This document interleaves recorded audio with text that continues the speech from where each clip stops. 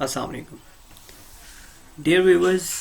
आज जो हम टॉपिक डिस्कस करेंगे ये निबोश IG1 एलिमेंट 4 का टॉपिक 3 है, ऑडिटिंग। ओवरऑल ये हमारी सीरीज़ के निबोश सीरीज़ का लेक्चर नंबर 16 है। अब इस एलिमेंट 4.3 में हम ऑडिटिंग को डिस्कस करेंगे, जो कि बहुत ही इम्पॉर्टेंट टॉपिक है प्रैक्टिकल फील्ड के हवाले से भी, और इसकी प्रिपरेशन मतलब एग्ज़ाम की प्रिपरेशन के लिए भी बहुत ज़्यादा इम्पॉर्टेंट टॉपिक है। स्टार्ट करते हैं जी। सबसे पहले ऑडिट है क्या, इसकी definition, scope and purpose of auditing क्या है। तो सबसे पहले ऑडिटिंग इज़ द मतलब 3 चीज़ों पे ये टेक्निकली मुश्तमिल है। Auditing is the systematic, objective and critical evaluation of an organisation's health and safety management system.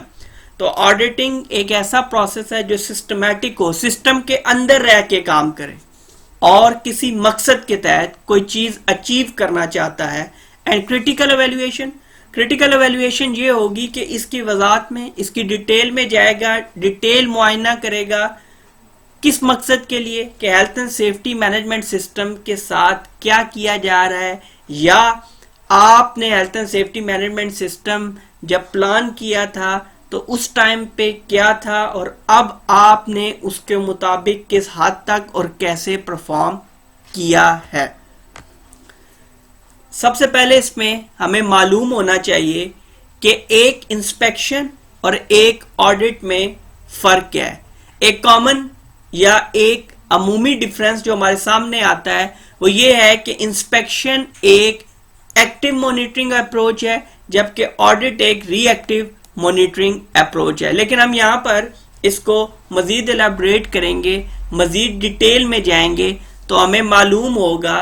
तो हम ये यहाँ पे मालूम करते हैं या हमें पता चलेगा कि the distinction between audits and inspections, कि ऑडिट और इंस्पेक्शन के दरमियान फ़र्क क्या है, क्या चीज़ इन दोनों के दरमियान में इनके अंदर फ़र्क पैदा करती है। पहले हम इंस्पेक्शंस के पॉइंट पढ़ते हैं, फिर उसी तरह हम ऑडिट्स के पॉइंट डिस्कस करेंगे। इंस्पेक्शन के पॉइंट्स में हमारे पास आता है कि इंस्पेक्शन क्या करती है, चेक्स द वर्क प्लेस, ये वर्क प्लेस को चेक करेगी, check records, usually quick, lower cost, जिससे हमने पीछे पढ़ा, में only require basic competence, basic knowledge आपको फील्ड का है तो आप इंस्पेक्शन कर सकते हैं। और ये पार्ट ऑफ एन ऑडिट है। जब डॉक्यूमेंटेड रिकॉर्ड मांगा जाता है, ऑडिट में एग्जामिन डॉक्यूमेंट्स किए जाते हैं, तो वहां पे इंस्पेक्शन और इन्वेस्टिगेशन रिकॉर्ड्स को मांगा जाता है या वो रिक्वायर आपसे कर सकते हैं। Looks at the physical reality of the work place, और इंस्पेक्शन का जो मेन दारोमदार है वो उसकी फिजिकली, कि फिजिकली क्या वर्क प्लेस की हालत है या सूरत हाल है या कंडीशन है। ऑडिट की बात की जाए तो इसमें एग्जामिन्स डॉक्यूमेंट होते हैं, बाकायदा health and safety policy, risk assessment, inspection, investigation report वगैरह, एग्जामिन्स प्रोसीजर के किसी भी काम को किस तरह से परफॉर्म किया जा रहा है, interviews workers, verified standards, checks the workplace can be a long process. और ये लॉन्ग प्रोसेस इसलिए हो सकता है क्योंकि इसमें डॉक्यूमेंट्स को बड़ा थारोली एग्जामिन किया जाएगा, वर्क प्लेस को देखा जाएगा, जो वर्कर्स हैं उनको इंटरव्यू किया जाएगा। यूजली एक्सपेंसिव, क्योंकि इसमें ज़्यादातर ऑडिटर प्रॉपर जो मंगवाया जाता है तो ऐसी चीज़ों में कॉस्ट इन्वॉल्व होती है। इसके अलावा जो अरेंजमेंट्स की जाती हैं उनमें कॉस्ट इन्वॉल्व होती है। Requires a high level of competence, और जो भी ऑडिटर होगा जिसका लीड ऑडिटर रिक्वायर्ड होता है ऑक्यूपेशनल हेल्थ एंड सेफ्टी के लिए, तो it should be a ISO 45001 certified and experienced lead auditor.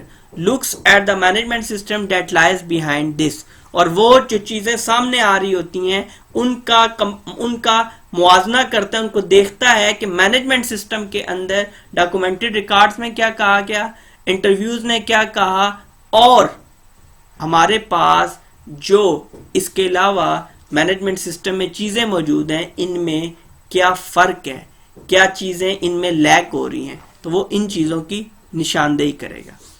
अब जब ऑडिट आपने परफॉर्म करना है तो टेक्निकली आपके जो ऑडिट है उसके अंदर 3 स्टेजेस हैं, एक प्री ऑडिट, एक ड्यूरिंग द ऑडिट और एक पोस्ट ऑडिट एक्टिविटीज होती हैं।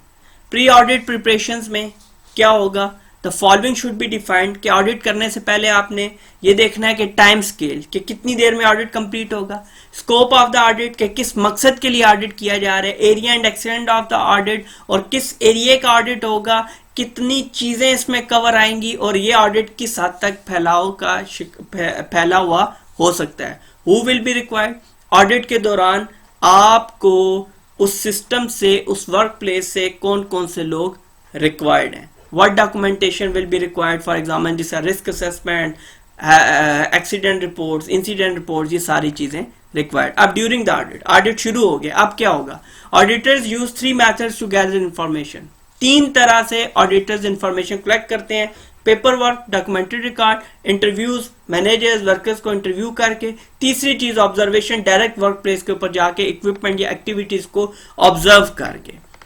ड्यूरिंग द ऑडिट क्या क्या चीजें वो देखेंगे, रिकॉर्ड्स कौन कौन सा एग्जामिन होगा, typical records documents examine during and audit, कौन कौन सी चीजें एक ऑडिट के दौरान डॉक्यूमेंट्स जो हैं, जो रिकॉर्ड्स हैं वो एग्जामिन होंगे during the audit. Health and safety policy, risk assessments and safe system of work, training records, minutes of safety committee meeting, ये तमाम तर चीजें हम पीछे मैनेजमेंट सिस्टम के अंदर बड़ी डिटेल के अंदर डिस्कस करके आए हैं कि हम इनका पर्पस क्या है, ये आपके health and safety policy establish कैसे होगी, उसका की कंटेंट क्या है, इसी तरह रिस्क असेसमेंट परफॉर्म कैसे करेंगे। तो ये तमाम तर चीजें आपकी इसके अंदर हम पहले डिस्कस करके आए हैं। तो ये कोई भी चीज अपने से नहीं मांग रहा, बल्कि ये तमाम तर चीजें जो सिस्टम के अंदर मौजूद हैं वही आपसे रिक्वायर कर रहा है। Maintenance records and details of failure, records of health and safety monitoring activities, for example जिसका मैंने आपको पीछे बताया कि मॉनिटरिंग में इंस्पेक्शंस हुए, सेफ्टी टूर्स हुए और सेफ्टी सैंपलिंग हुई, वो तमाम तर चीजें। Accident investigation reports and data including near miss information, emergency arrangements, inspection reports from insurance companies, output from regulator visits, records of worker complaints, ये तमाम वो चीजें होंगी, ये वो तमाम डॉक्यूमेंट्स होंगी जो ड्यूरिंग द ऑडिट आपसे एक ऑडिटर मांग सकता है।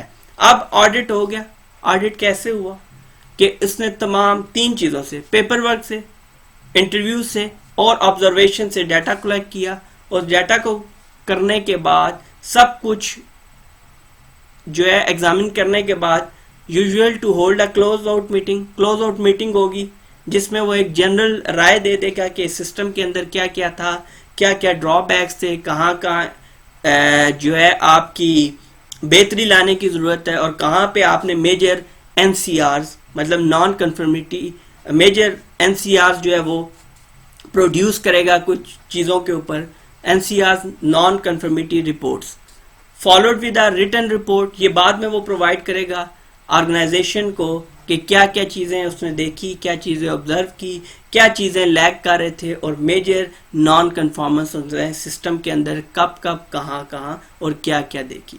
It is the responsibility of management at all levels to ensure recommendations for improvement are communicated and implemented. ये अब जिम्मेदारी है मैनेजमेंट की कि टॉप मैनेजमेंट तमाम लेवल्स तक जो भी रिकमेंडेशंस आई हैं, इम्प्रूवमेंट आई हैं, वो कम्युनिकेट करें ताकि नेक्स्ट टाइम जब आपका ऑडिट हो तो आप प्रॉपरली क्लियर कर दें। ऑडिट में बी नेसेसरी फॉर सर्टिफिकेशन, जाहिर बात है आईएसओ की सर्टिफिकेशन के लिए जब तक ऑडिट नहीं होगा तब तक कोई भी कंपनी किसी भी स्टैंडर्ड के लिए सर्टिफाइड नहीं हो सकती। अब advantages and disadvantages of an internal and external and internal audit. अब एक्सटर्नल एंड इंटरनल ऑडिट के एडवांटेजेस और डिसएडवांटेजेस पढ़ने से पहले आपको ये मालूम होना चाहिए कि एक एक्सटर्नल या इंटरनल ऑडिट है क्या। तो याद रखने की चीज जो आपने है वो ये है कि इसके अंदर 3P का आपने याद रखना है। 3P क्या है? 1P फर्स्ट पार्टी ऑडिट, जिसमें अगर एक कंट्रैक्टर है तो वो अपने बिहाफ पे अपना ऑडिट करवाएगा अपने ही एम्प्लॉय से। फिर आता है 2P, क्लाइंट कहता है आपका ऑडिटर जो है वो बाइस्ड है आपकी जानिब, मैं अपना ऑडिट करवाना चाहता हूँ अपने बंदे से। तो ऐसी सूरत में जो क्लाइंट करवाएगा वो 2P होगा, सेकंड पार्टी ऑडिट। जो असल में third party audit, external audit, वो क्या होगा कि कंट्रैक्टर कहेगा भाई अब तुम बाइस्ड ऑडिट कर रहे हो, तो ऐसी सूरत में दोनों डिसाइड करेंगे, थर्ड पार्टी के पास, न्यूट्रल पार्टी के पास जाएंगे, तो वही ऑडिट असल में एक्सटर्नल ऑडिट होता है। और उसी ऑडिट की ही जो फाइंडिंग्स होती हैं या रिकमेंडेशंस होती हैं वही ही काबिल कबूल या काबिल अमल होती हैं। अब ये डिस्कस करते हैं एडवांटेजेस और डिसएडवांटेजेस को। एक्सटर्नल ऑडिट्स के एडवांटेजेस और डिसएडवांटेजेस क्या हैं? Independent of any internal influence, ये एडवांटेज है कि कोई इन्फ्लुएंस नहीं होगा ऑर्गेनाइजेशन की तरफ से, आजादाना तौर पर काम करेगा। फ्रेश पेयर ऑफ आइज, हाँ वो अब उस वर्क प्लेस के ऊपर आया, वो वर्क प्लेस उसके लिए नई है। जब वर्क प्लेस नई होगी तो वो बड़ी आसानी के साथ वर्क प्लेस के ऊपर मौजूद चीजों को आइडेंटिफाई कर पाएगा। May have wider experience of different types of work place, उसने गुजारी बात, उसने ऑडिट करने हैं, वो डिफरेंट वर्क प्लेसेस पे गया होगा, जिसके नतीजे में उसका एक्सपीरियंस इतना है कि वो बड़ी आसानी के साथ बहुत सारी चीज़ों को देख सकेगा और ज़्यादा एक्सपीरियंस होने की वजह से बड़ा डीपली चीज़ों को ऑब्जर्व कर सकेगा। Recommendations often carry more weight, क्योंकि उसने बहुत सारी चीज़ें देखी होंगी, दूसरी ऑर्गेनाइजेशन ने जो गुड प्रैक्टिसेस होंगी वो भी यहाँ पे इन्वॉल्व करवाएगा, तो ये एक बेहतर हमारे लिए हो जाएगा। डिसएडवांटेज में क्या है? एक्सपेंसिव है, टाइम कंज्यूमिंग है, वक्त लेगा, अंडरस्टूड है। May not understand the business so make impractical suggestion, हाँ ये हो सकता है कि वो ऐसी सजेशन दे रहा हो जिसका आपकी ऑर्गेनाइजेशन से कोई ताल्लुक ना बनता हो और उन रिकमेंडेशन पे अमल करना या उन एनसीआर्स को हटाना मुश्किल होता है। May intimidate workers so get incomplete evidence, अब वो वर्कर के साथ जाएगा, वर्कर उसके साथ गलत बयानी कर सकते हैं या वो वर्कर को सही तरह से जानता नहीं है कि इस वर्क प्लेस पे कौन क्या कर रहा है, तो ऐसी सूरत में भी चीज़ें जो हैं वो सही, जो आपकी फाइंडिंग्स हैं वो सामने ना आने का अंदेशा है। इसके बाद हमारे पास जो आता है वो है internal audits.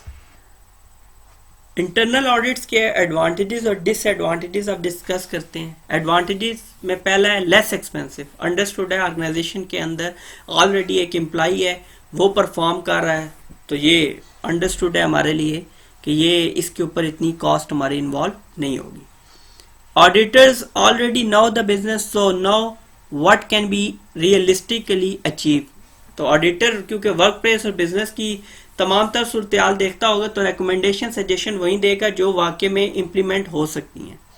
Improves ownership of issues found, और ये क्या करेगा कि जितने भी इश्यूज होंगे उनको इम्प्रूव करेगा, इसलिए क्योंकि अब ये खुद इन्वॉल्व है सिस्टम के अंदर, तो इसने एक्सटर्नल ऑडिट के लिए भी ऑर्गेनाइजेशन को प्रिपेयर करना है।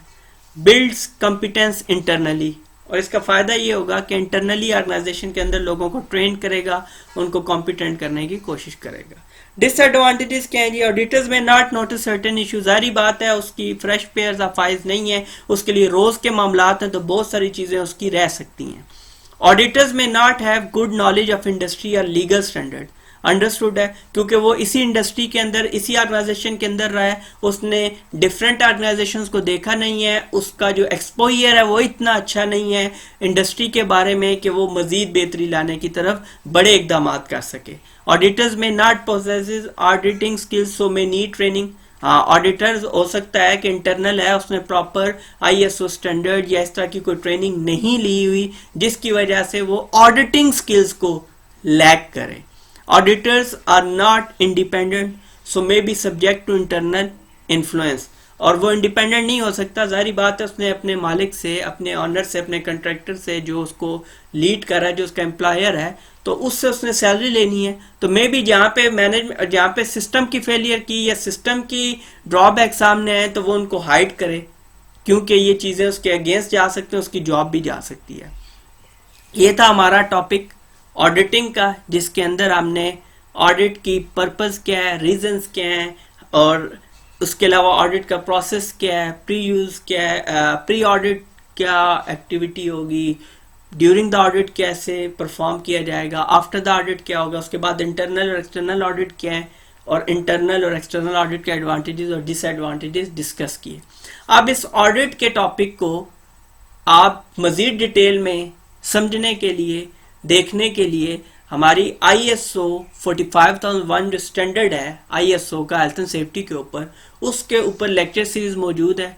आप वो इस चैनल के ऊपर जाके वो लेक्चर सीरीज निकाल के पूरा अगर आप उसको देख लेते हैं, उसको पढ़ लेते हैं, उसको समझ लेते हैं, तो आप किसी भी तरह का इंटरनल या एक्सटर्नल ऑडिट परफॉर्म करने की आपके अंदर कैपेबिलिटी मौजूद होगी और आप किसी भी स्टेज पे ये ऑडिट परफॉर्म कर सकते हैं। अब तक के लिए इतना ही। अगले लेक्चर में आपसे मुलाकात होती है, तब तक के लिए अल्लाह हाफिज।